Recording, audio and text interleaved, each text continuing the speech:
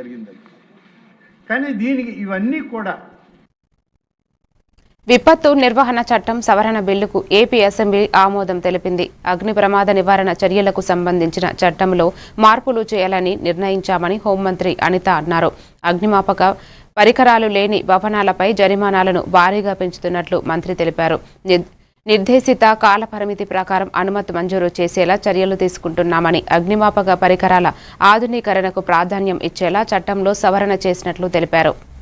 రాష్ట్రంలో అగ్ని ప్రమాదాల నివారణ, అగ్నిమాపక చర్యలు మరియు సంబంధిత అత్యవసర సేవలకు సంబంధించి అధ్యక్ష ఒక సక్రమమైన చట్టబద్ధమైన వ్యవస్థ నిర్వహించడానికి రూపొందించబడింది అధ్యక్ష. అదేవిధంగా అధ్యక్ష సెంట్రల్ హోమ్ సర్వీసెస్ ద్వారా అధ్యక్ష 1958 జారీ చేసిన మోడల్ ఫైర్ ఫోర్స్ బిల్ ఆధారంగా రూపొందించబడింది అధ్యక్ష. అయితే రాష్ట్రంలో అగ్నిమాపక భద్రతా ప్రమాణాలు నియంత్రించడము, అదేవిధంగా పరిపాలనా అధికారాలను స్పష్టంగా నిర్వహించడము, అదేవిధంగా అగ్ని ప్రమాదాల నుంచి ప్రజల ప్రాణాలను ఆస్తులు రక్షించేందుకు చట్టపరమైన బలమైన వ్యవస్థ అవసరమైన సమయంలో అధ్యక్ష ఈ చట్టం అమల్లోకి వచ్చింది. అయితే ఈ చట్టం అధ్యక్ష ఇప్పుడున్న పరిస్థితులకు అనుగుణ నిర్మాణ సాంకేతిక పరిజ్ఞాన అభివృద్ధి, అదేవిధంగా హైరేజ్ భవనాలు, పారిశ్రామిక వృద్ధి వలన ప్రస్తుత చట్టంలో కొన్ని పరిమితులు స్పష్టమయ్యాయి అధ్యక్ష.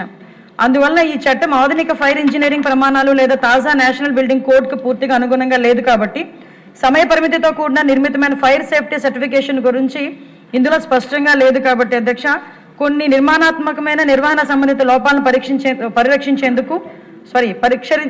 పరిష్కరించేందుకు ఆంధ్రప్రదేశ్ అగ్నిమాపక సేవల చట్టం 2026 ప్రవేశపెట్టబడింది అధ్యక్ష. ఈ సవరణ ద్వారా అనుసరణ నిబంధనలు, తాజా భవన నిర్మాణాలు మరియు జాతీయ ప్రమాణాలకు అనుగుణంగా సవరించబడ్డాయి అధ్యక్ష.